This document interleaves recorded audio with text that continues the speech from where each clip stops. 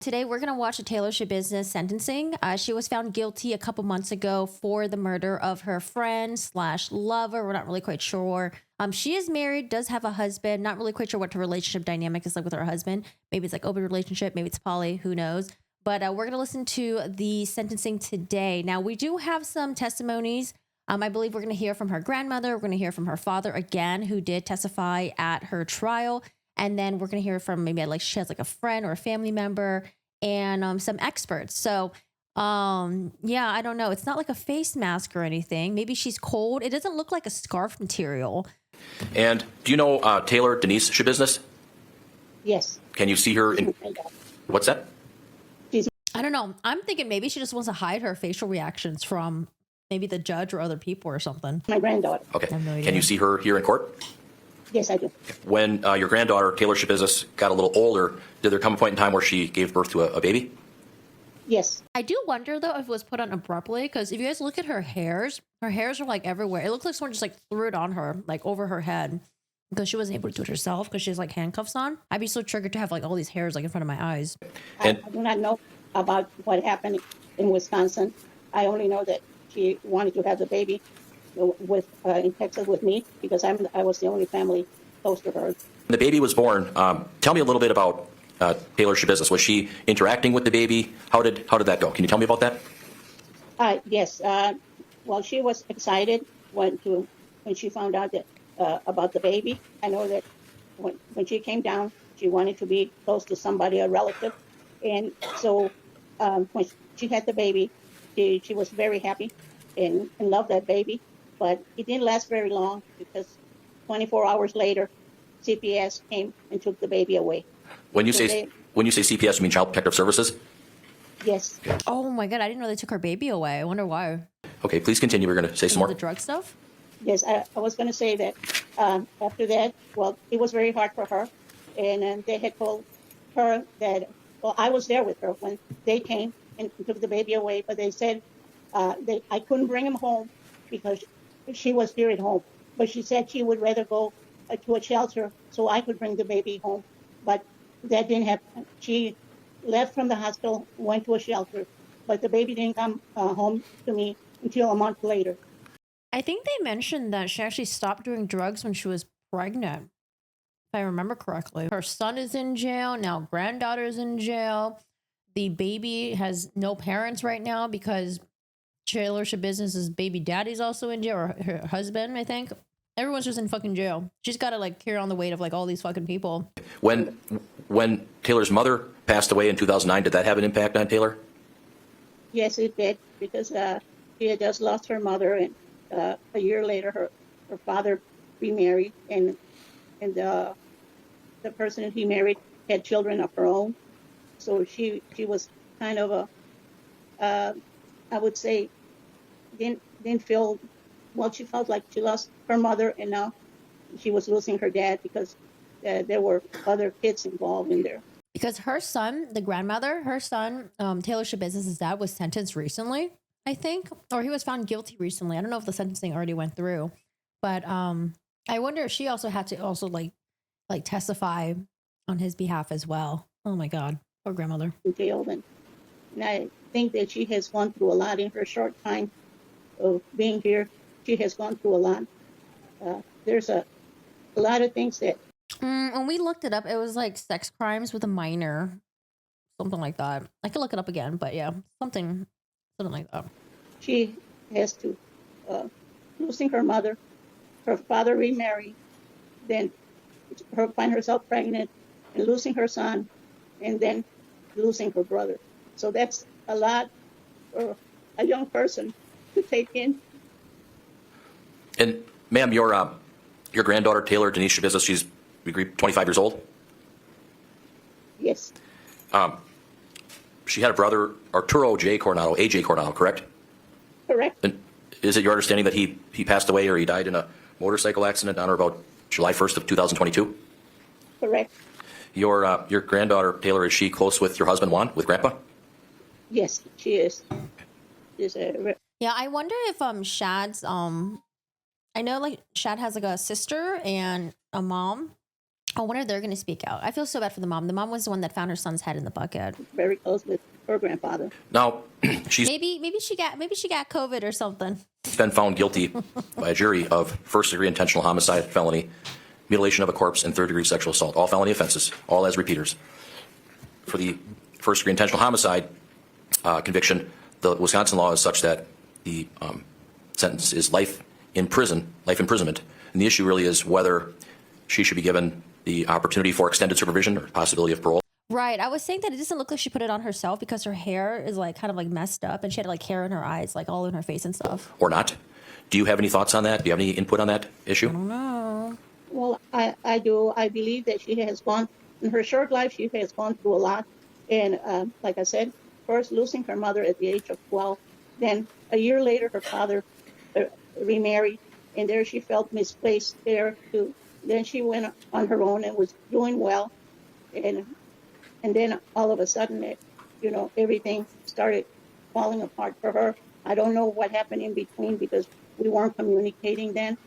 But then after she found out that she was pregnant, she wanted to come and be with me. But she wanted to have at least a relative of hers close by. And we were always very close since I took care of her when she was born until I left Illinois in 2000.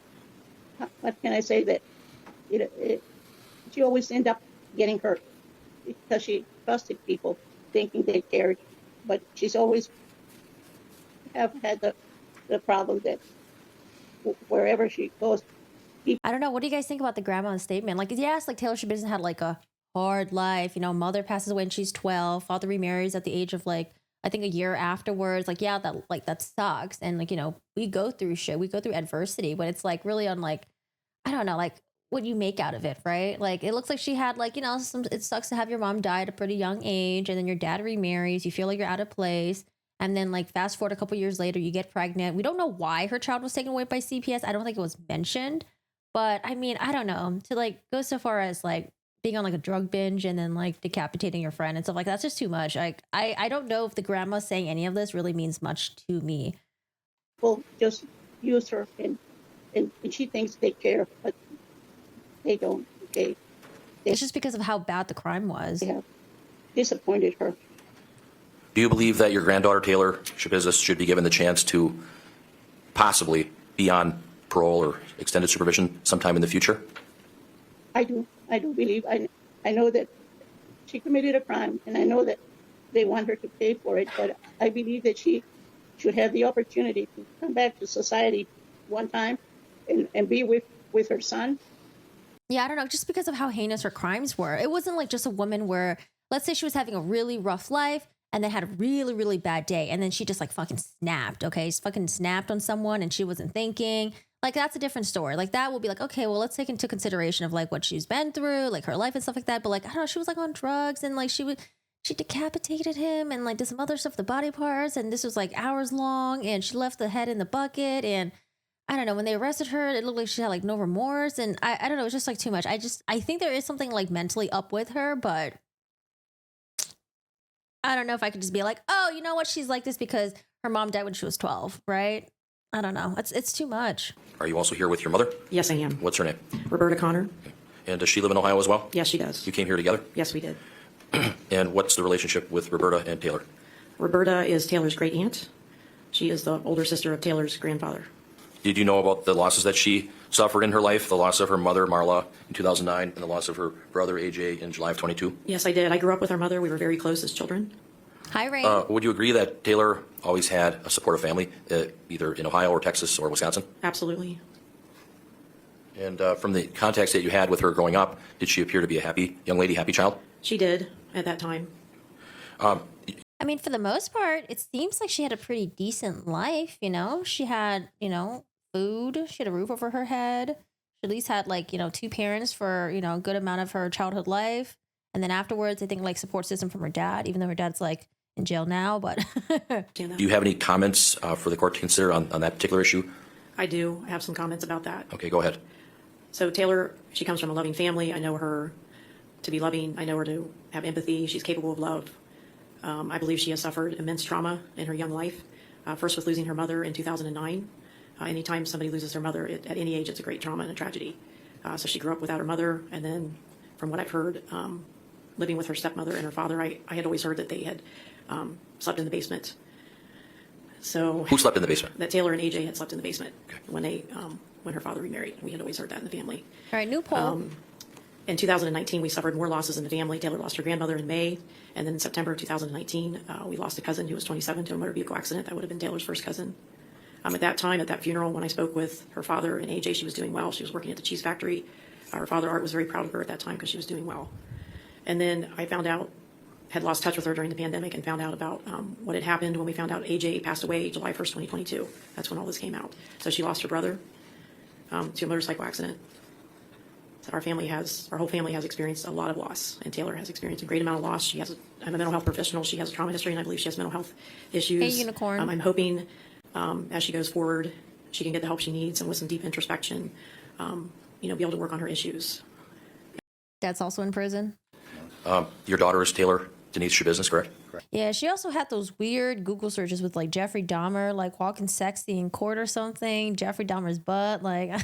I'm just going to see if you could just move the microphone a little closer or move a little closer. I will say, though, given with what her defense attorney is dealing with, I think he's doing a pretty good job at representing her.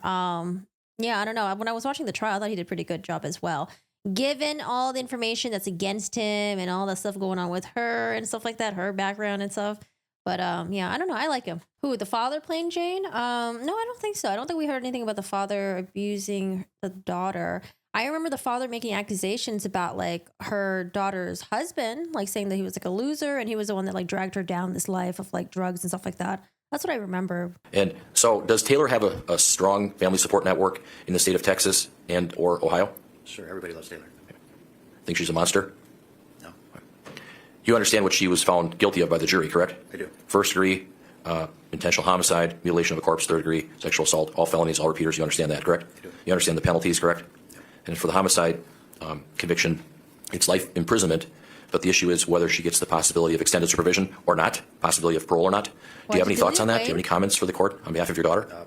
Sure, I don't think she needs a life imprisonment. I mean, the mistakes were made. Her not being in the right state of mind when it happened, has a lot to do with it. Her whole life, she was a good kid. Drugs mess people up. And that's what happened. But I don't think that she deserves life. You think she should be? She has a child, and it'd be nice for her to be able to see her child. Oh, You agree she's man, blaming the drug. getting punished, correct? Well, yeah. Yes, But is it your testimony that you believe she should be given a chance at the possibility of parole sometime in the future? most definitely. Yes. You knew that your daughter Taylor got involved with Warren Szabo, correct? Yes. And he was the one that introduced her to drugs, correct? Correct. Meth specifically, correct? Correct. Intravenous drug use, correct? She was like night and day. She completely changed. She's a different person. You believe your daughter got addicted to the methamphetamine or other drugs? Yes. Do you believe that she should get some treatment, counseling? She should have been getting treatment this whole time. I don't know why she hasn't. With regards to your daughter, she has mental health problems, is that correct? Correct. She's been to Purveya Health and got treatment there, correct? Correct. She's received treatment through Bellin Psychiatric Center in the past, is that fair? Yep. She was under a civil commitment order in order to take psychotropic medications, a court order, correct? I believe so. Yep. That she was found mentally ill in the past by a court of law here in the state of Wisconsin? Yes. You were involved in that process, weren't you? I was. Trying to get your help for your daughter, correct? Yep. Lots of different medications were tried, correct? That is correct. Yeah, some that like she was just a guinea pig for some of that medication that just did not work and probably too strong. Not qualified, I guess, to say that, but just did not work for her. Did you, when you found out that Taylor, your daughter, was involved with Warren Szabo, did you talk to her about the relationship, or did your daughter come to you and talk about the relationship, whether there were problems or it was good? Can you tell me about that? No, they mostly kept to themselves. I knew she was seeing him, Warren Szabo is the husband, I think, and then they changed the last name to Schabusiness, right? but they mostly kept to themselves. So she was working there, and then she quit her job and just hung out with him. So during that time when he was out of jail, we didn't really communicate too much. Was Mr. Szabo abusive to your daughter? I believe it was, yeah. Would you agree that your daughter has redeeming qualities to her? Can you tell me what they are? She's Laura's trying. It's sad for me to sit up here, knowing what happened and stuff, and knowing my daughter the way she was, and the way she still can be. It's just night and day. She was always a loving, caring person. She liked to have fun. Liked to joke around a lot. She's not the monster that she's being made out to be. That's for sure. You agree your daughter's got to be punished? I'm sorry. Do you agree that your daughter has to be punished? Has to be punished? Yes. I'm sure it is. Are you saying you want the court to give her a chance to get back into society in the future at some point? Definitely, yes, yes. She need help, mental help, for sure. And Is she going to get that help? You know, from whatever happens, moving forward, I don't know, but she definitely needs help. and is she able to love? Yes, Is she able to form relationships with family members, definitely. friends? I mean, yeah, that kind of sounds like a When monster. she to lived with me. you, did she have friends It's over not just the sometimes, or beheading with bring all the people other over? stuff All she the also time, yeah, did with she his had many body. And did she like to go to And how she was like joking around saying like, "Oh, I forgot the head. Oh, how could I forgot the head?" I don't know, like Ohio just to visit crazy extended family comments over like there? that. Whenever we would go, yeah, mostly when they were younger. your daughter? Do you think she's a lost cause or not? No, no. Do you think she could be fixed? Yes, for sure, definitely. Going to take some time though, right? Yeah, with the right help, of course. Nothing further from me. Thank you. Cross-examination from the state.